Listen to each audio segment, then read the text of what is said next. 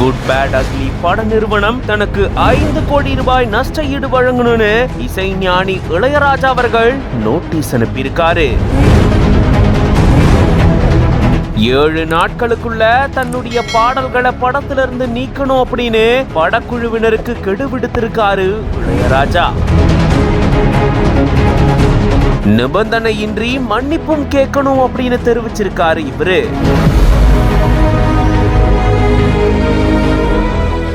நடிகர் அஜித் குமார் அவர்களுடைய நடிப்புல ஆதிக் ரவிச்சந்தர் அவர்களுடைய இயக்கத்துல குட் பேட் அக்லி திரைப்படம் கடந்த வாரம் ரிலீஸ் ஆகி பயங்கர சக்சஸ்ஃபுல்லா ரன் ஆயிட்டு இருக்கு. இந்த படத்தை மைத்ரி மூவி மேக்கர்ஸ் தான் ப்ரொடியூஸ் பண்ணியிருந்தாங்க. இந்த படத்துல அர்ஜுன் தாஸ், சுனில், த்ரிஷா அவர்கள் உட்பட பல பேர் நடிச்சிருந்தாங்க.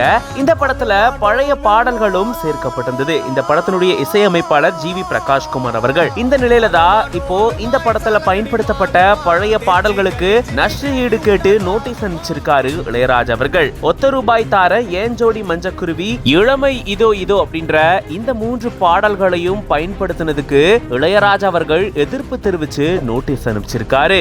3 பாடல்களையும் தன்னுடைய அனுமதி இல்லாம பயன்படுத்தினதுக்கு உடனே இதை நிறுத்தணும் அப்படின்னும் 7 நாட்களுக்குள்ள படக்குழுவினர் நிபந்தனையற்ற மன்னிப்பு கேட்கணும் அப்படின்னும் இளையராஜா தெரிவிச்சிருந்திருக்காரு. அது மட்டும் இல்லாம 5 கோடி ரூபாய் நஷ்ட ஈடு கேட்டு இளையராஜா அவர்கள் நோட்டீஸ் அனுப்பிச்சிருக்கிறது இப்போ சினிமா வட்டாரத்துல பெரும் பரபரப்பையும் அதிர்ச்சியும் ஏற்படுத்தியிருக்கு. இது பத்தின உங்களோட கருத்துக்களை கமெண்ட்ஸ்ல சொல்லுங்க. மேலும் பல செய்திகளுக்கு பிஹைண்ட் வுட்ஸ் பேஜை ஃபாலோ பண்ணிக்கோங்க.